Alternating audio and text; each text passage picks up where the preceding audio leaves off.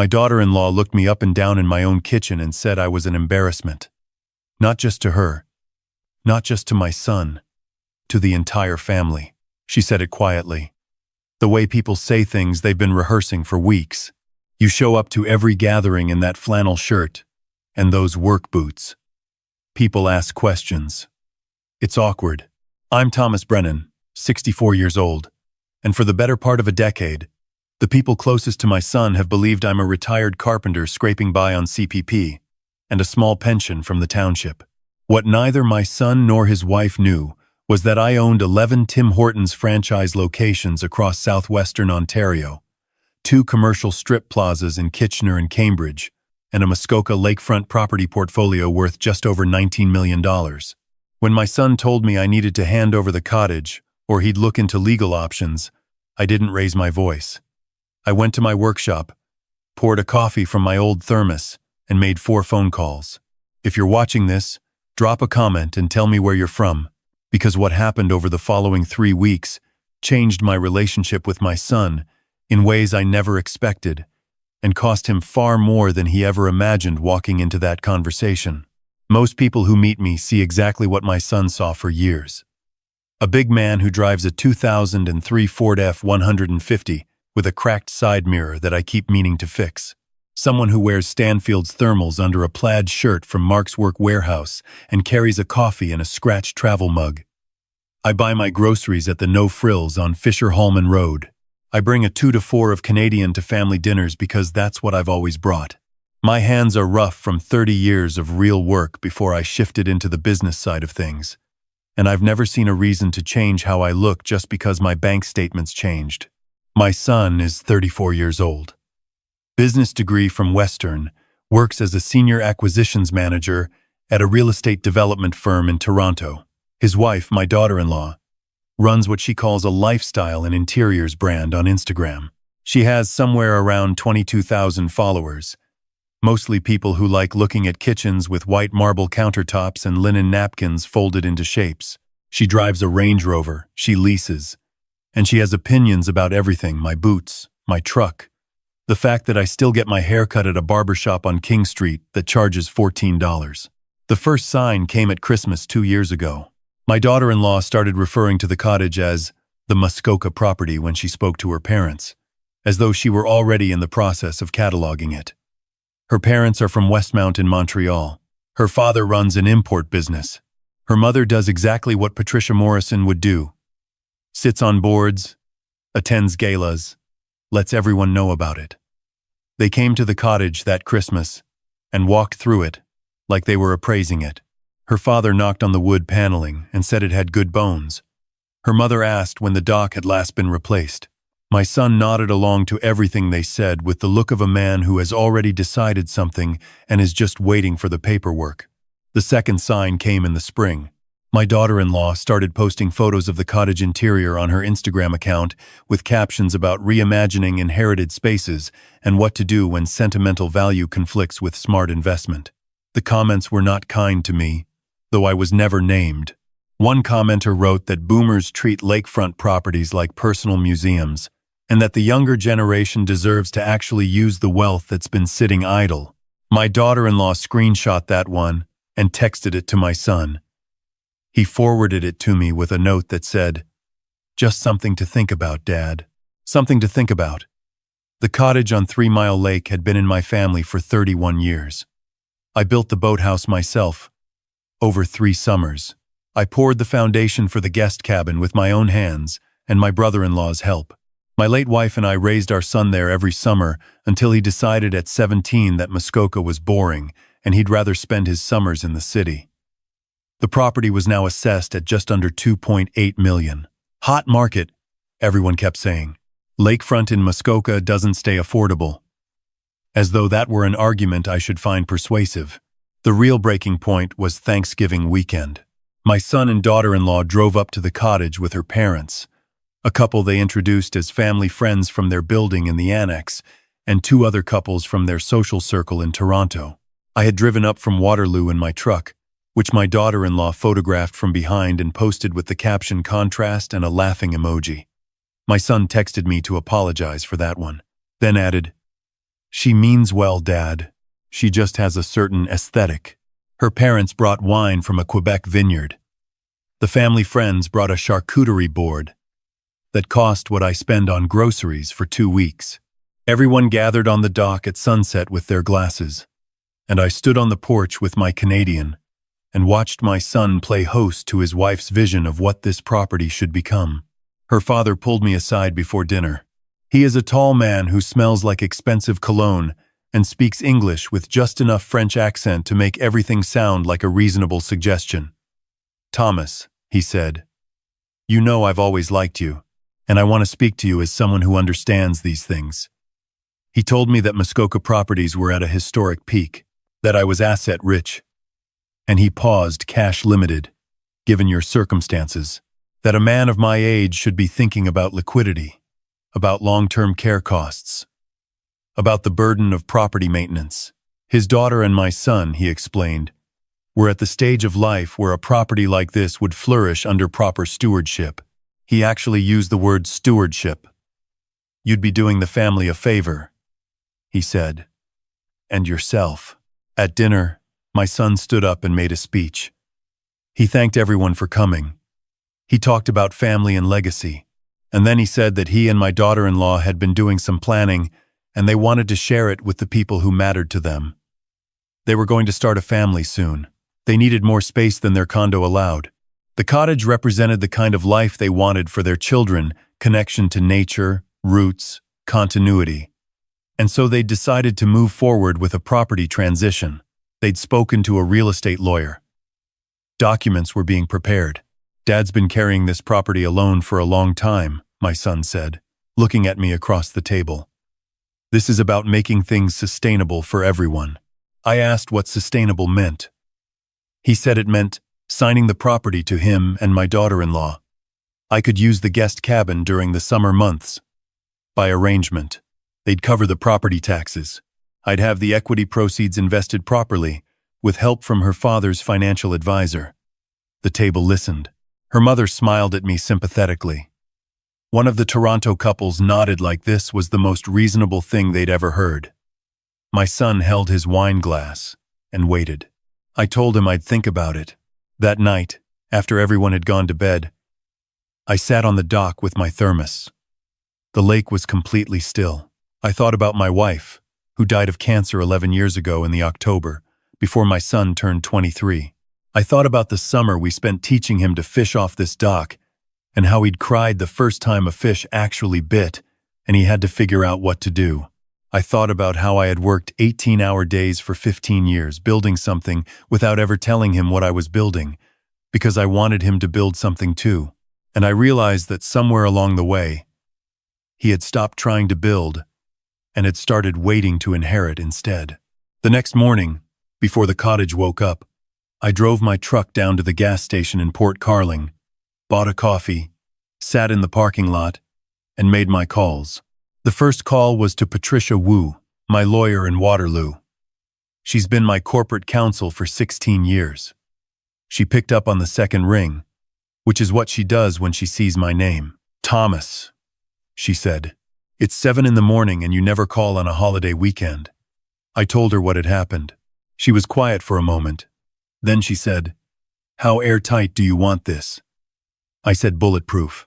She told me she'd have the trust documents ready by Tuesday and that by Wednesday morning the cottage would be formally titled to the Brennan Family Trust, with a 60-day notice to vacate for any current or pending residents of the guest cabin. She also asked me if I wanted to revisit the numbered company structure on the commercial properties. I said yes. The second call was to Gary Thiessen, my operations director. Gary has run the day-to-day of the Tim Hortons portfolio since 2017. Most people who know my son's world don't connect me to the franchise operations because everything is held through Brennan Holdings Incorporated, a numbered Ontario corporation. My son had no idea his firm had been attempting for 8 months to acquire 2 of my Tim Hortons locations in Kitchener for a mixed-use redevelopment project. I had been the undisclosed seller in those stalled negotiations. I told Gary to move forward with the sale not to my son's firm, but to a competing developer who had also been circling. Close in 5 business days. Gary paused. That'll knock Cornerstone Development out of the running entirely, he said. Cornerstone was my son's firm. I know, I said. Make it happen. The third call was to the property management company that handled my Cambridge Strip Plaza. My son's firm did not know I owned that building either. They leased office space there, a satellite office for their Waterloo Region acquisitions team. I told the property manager to issue notice of a rent review effective 60 days out, in line with current market rates. The new rate would represent a 41% increase over the existing lease, standard practice in a rising market. The fourth call was the hardest. I called my son's number, let it ring twice, then hung up. Not because I had anything to say to him yet, just to sit with the fact that I was about to do something that would hurt him, and to make sure I still believed it was necessary. I did.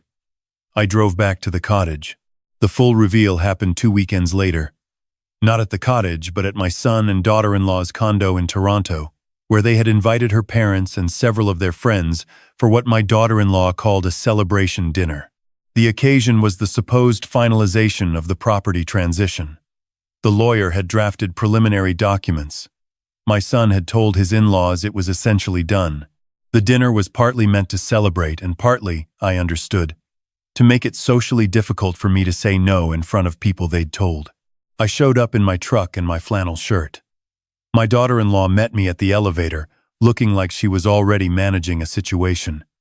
She asked if I had brought anything. I held up a box of Timbits. She stared at it for a moment and then stepped aside. There were 12 people in the condo. Her parents, 3 couples from their building, my son's direct manager at Cornerstone, a man named Craig who made the kind of money that makes people walk into rooms differently, and a woman named Deborah, who I'd learned was Cornerstone's senior acquisitions consultant, the one who had been leading the Kitchener portfolio negotiations. The condo was beautiful. My daughter-in-law had redesigned it twice in 4 years.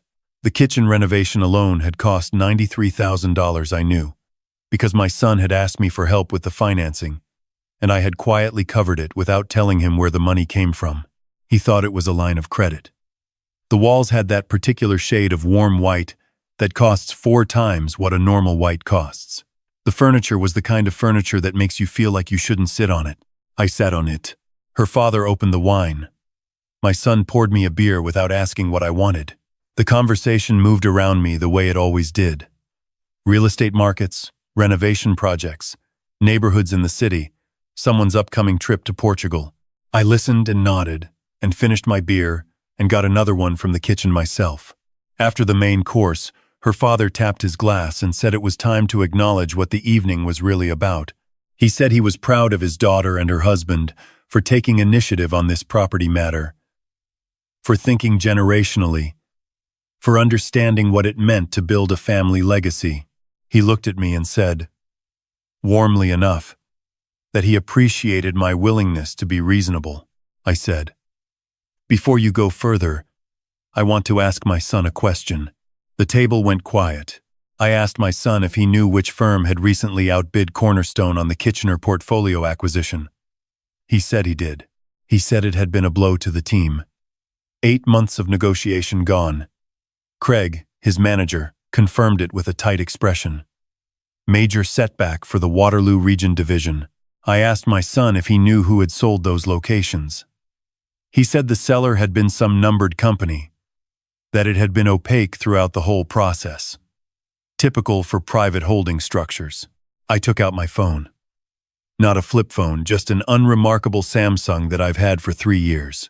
I opened the corporate registry search I'd pulled up that morning and passed it across the table to my son. Brennan Holdings Incorporated, I said. The numbered company that held those Tim Hortons locations. Want to read the director listing? He looked at the screen. His face changed in stages. Confusion first, then something that looked like he was doing math, then a very specific kind of stillness. That's your name, he said. It is. Craig leaned over and looked at the screen. His expression shifted into something professionally neutral, which meant he was doing his own calculations. My daughter-in-law set down her fork. I told them about Brennan Holdings. 11 Tim Hortons franchise locations, acquired over 12 years, 4 of them in Waterloo region, 3 in Hamilton, 2 in Brantford, 2 in Guelph. I told them about the 2 commercial properties. I told them that the Kitchener locations they'd been negotiating to acquire for 8 months had belonged to me and that I had sold them to a competing developer the previous week. I told Craig that this had not been a personal decision about Cornerstone, it had been a business decision, and the competing offer was simply more aligned with my timeline. I could see Craig deciding whether to believe me. He pulled out his phone. He knew people in the Tim Hortons franchisor network. Within about 90 seconds, based on his expression, he had confirmed enough to know I was telling the truth. I told them about the Cambridge Strip Plaza. I told Craig specifically that Cornerstone's satellite office leased space in a building I owned and that they would be receiving a rent review notice. I said this calmly and without any particular emphasis. It was information. What they did with it was their business. Her father had gone quite still. He understood before most people at the table what this meant. His son-in-law worked for a company that had been in arm's-length negotiations with his father-in-law for nearly a year without anyone knowing the connection. His son-in-law's company was about to face a significant rent increase in a building owned by the man he had been pressuring to sign over a Muskoka property. My daughter-in-law found her voice first. "How much?" she said, and then stopped, and then said, "What are you worth, Thomas?" I told her the honest number. Franchise portfolio valued at approximately $11 million at current market multiples. Commercial real estate holdings at $6.8 million. The cottage and surrounding lots at $2.8 million. Retirement accounts and liquid assets another $2.4 million. I said it quietly. Because it wasn't a boast. It was just accounting. The room was very quiet for a long moment. My son said my name. Just my name. In a way that sounded like he was trying to confirm I was the person he thought he knew. I told him that the cottage had been transferred to the Brennan Family Trust as of Wednesday. I told him that as a result, the guest cabin, where he and my daughter-in-law had been staying on visits for the past 2 summers, and which they had started referring to in various conversations as their cottage was no longer available on an open-ended basis. Patricia Wu had issued the formal 60-day notice as planned. My daughter-in-law stood up from the table and walked to the kitchen. She stood at the counter with her back to the room for a moment. When she turned around, she was not crying yet. But her voice was different. "You sat across from my parents and listened to them talk about your liquidity situation," she said. "You sat there while we talked about your pension. You let us plan your retirement around you like you were." She stopped, like I was someone who couldn't speak for himself. Yes. Her father started to say something about how they had been operating in good faith on the information available to them. I told him I understood that. I also told him that the information available to him was information he had assumed rather than asked about. That there is a difference between not knowing something and not being curious enough to ask. My son said very little. He sat in his chair for most of it. He looked like a man trying to understand how the floor plan of a building he thought he knew had turned out to have entirely different dimensions. Craig left before dessert. He was polite about it, said he had an early call, shook my hand with a specific kind of firmness that told me we would be talking again in a more formal context. 2 of the other couples followed within 20 minutes. By 9:30, it was just me, my son, my daughter-in-law, and her parents. Her father attempted one more time to reframe the evening. He said perhaps this could all be addressed through calm discussion. He said that he hoped the family relationships didn't need to suffer over business matters. I told him I agreed entirely, and that business matters had only entered the conversation because his daughter and my son had introduced legal threats into what should have been a family conversation. I said this without raising my voice. Her mother touched her husband's arm, and they left shortly after. My son walked me to the elevator. We stood there for a moment waiting. He said, "Dad, why didn't you ever tell me?" I told him the same thing I had been turning over in my mind since that night on the dock at 3 Mile Lake. His mother and I had made a decision when he was young. We had watched too many people we knew raise children who understood money as something that arrived and not something that was built. We had watched those children become adults who were comfortable rather than capable. We wanted to know if our son would become someone worth knowing before he knew what we had. I told him that for most of his 20s, the answer had been yes. He'd worked hard. He'd built a real career. We had been proud. Then somewhere in the last few years, the answer had started shifting. He'd started measuring people differently, started treating his own father differently, started letting his wife post photographs of my home like it was a project and nod along while her parents discussed my financial limitations at my own dinner table. He stared at the floor indicator above the elevator door. He said, "I think I believed it because I wanted to believe it." I asked him what he had wanted to believe.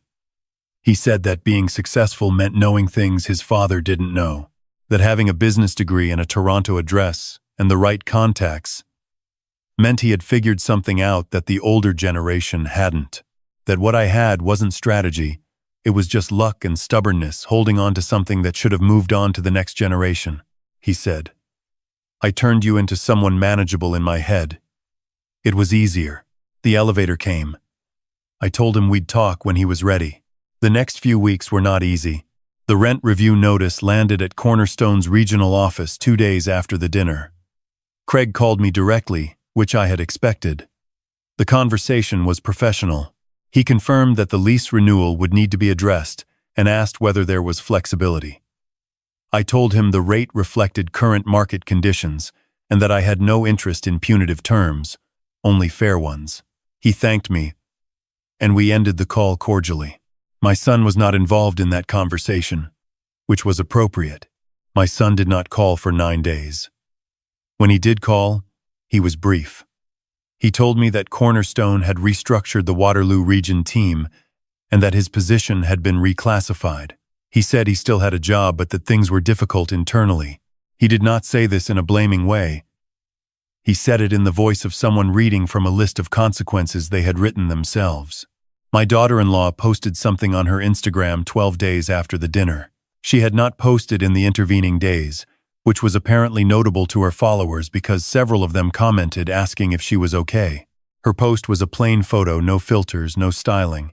Just the two of them sitting at a kitchen table that I didn't recognize, looking like themselves rather than a version of themselves.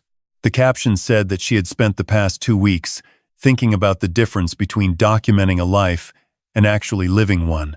She said that she had spent years building an image of success that required other people to be less successful for contrast. She named no one. She didn't need to.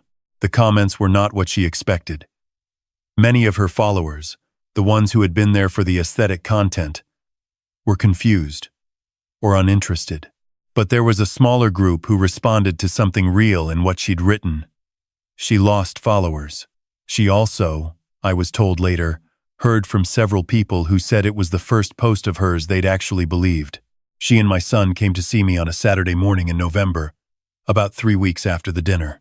They drove up to Waterloo in my son's car, not her Range Rover, he told me later, because they'd handed back the lease. They arrived around 10. I was outside splitting wood, which I do every November whether I need the wood or not, because I find it useful to do things that have a clear and honest result. My daughter-in-law spoke first. She had written something, she said. She asked if she could read it. I put down the axe, and we went inside. She sat at my kitchen table with her hands flat on the wood and read from a piece of paper, not her phone. She said she had come into our family with a complete picture of who everyone was and what everyone deserved, and that she had been wrong about nearly all of it. She said she had watched her own parents treat me like a problem to be managed, and had not only allowed it but had encouraged it, because it made a version of her own future feel easier and more certain. She said she had used her platform to make me look small in ways she had told herself were harmless. She said there was nothing harmless about it. She folded the paper and put it in her pocket. She didn't ask for anything. She said she understood if I needed time or if I never fully trusted her again. She said that was fair. My son went next without a piece of paper. He said he had been trying for several days to figure out what to say and had kept deleting what he wrote because everything he wrote sounded like it was still about him, his job, his reputation, his mistakes, his feelings. He said he was trying to make it about me instead but kept failing. He said he wasn't sure he was good at that yet. He said he thought that might be part of the problem. He told me what was happening practically. He was still at Cornerstone, but in a reduced capacity. They had taken on the lease renewal on the Cambridge office at the revised rate and were working it into their operating budget. It wasn't comfortable, but it was manageable. They had moved out of the annex condo too expensive to justify on a single restructured salary. They were renting a 2-bedroom in Hamilton, 15 minutes from where I grew up. My daughter-in-law had taken a part-time position at a small interiors firm, actual contract work, not brand partnership content. She said it was the first time in 6 years she had worked for someone else and received a paycheck that had no connection to how she presented herself online. I asked my son what Hamilton was like. He said it was louder than Toronto, and that the neighbors brought them food when they moved in without being asked, which had surprised him. I told him that was what neighborhoods used to be like everywhere. He said he was starting to understand that he hadn't known very much. I made coffee. We sat at the kitchen table, the three of us, in my house in Waterloo that has not been renovated in 11 years and still has the same countertops I put in myself in 2013. My daughter-in-law asked about my wife. Not strategically, not as a way of moving a conversation somewhere more comfortable. She just asked. She said she had realized she had never actually asked about her in all the years she'd been part of the family, and she wanted to know who she was. I talked about my wife for an hour. I told them about how she had been the one who pushed me to buy the second Tim Hortons location when I was still terrified about the first one. How she used to drive the service routes with me in the early years when we couldn't afford staff. How she had insisted we keep living in the same house, in the same neighborhood, even after it became obvious we didn't have to. How she had said once, when my son was about 12, that the most dangerous thing we could do for him was let him see the money before he'd had to build anything of his own. My son listened with his coffee in both hands. When I finished, he said, "I don't think I actually knew her, either." I told him it wasn't too late to ask. Before they left, my son asked me one more question. He asked whether I had planned all of it from the beginning, the trust, the warehouse sale, the lease review, or whether I had responded to what was in front of me. I told him the truth. I had not planned it. I had spent 30 years quietly building something, and 30 years watching my son grow up alongside it. The sequence of events that followed Thanksgiving had required me to make decisions, and I had made them. Some of them I would make again, exactly the same way. Some of them I might have done differently if I'd been less angry and more patient. That was also the truth. He nodded. He said he thought he understood. Then he asked if they could come back the following weekend. I told him yes. I told him to bring work clothes. The dock needed winterizing and I had been putting it off. They came back the next Saturday. My son borrowed a pair of work gloves from my mudroom. My daughter-in-law wore rubber boots she had bought at Canadian Tire. We spent 4 hours pulling out dock sections and stacking them above the frost line, the way my own father had shown me when I was 14. Neither of them complained. My daughter-in-law asked more questions than my son did, which I appreciated. She wanted to know how to do the thing properly, not just get through it. Late in the afternoon, when we were stacking the last of the dock hardware in the boathouse, my son stopped and looked out at the lake. The light was that particular flat November gray that makes Muskoka look like a painting of itself. He said it was beautiful. He said it in the voice of someone noticing something they had always been looking at. I told him I knew. That evening, after they had driven back to Hamilton, I sat on the dock platform, just the frame of it, everything pulled off for the season with my thermos and the last of the light. I called Gary Thiessen and told him that the Guelph location's lease renewal was coming up and that we should start planning for the next 5 years. We talked for 20 minutes about the business, the way we always talk, like two people who respect what they've built together. After I hung up, I sat there a while longer. There is a kind of peace that comes from knowing you did not teach a lesson out of anger, even if anger was part of what moved you. The cottage will go to my son someday. The business will go to whoever earns a place in it. The money doesn't matter the way people think money matters. What matters is whether the people you love know what things actually cost, not in dollars, but in mornings and decisions and everything you chose not to become in order to become something else. My son is learning that now. He is 34 years old and learning it at what most people would call a cost. I call it a beginning. If you're watching this, tell me where you're from in the comments. And remember, what you leave your children isn't what's in your will. It's what they're capable of when your name isn't on anything they're holding.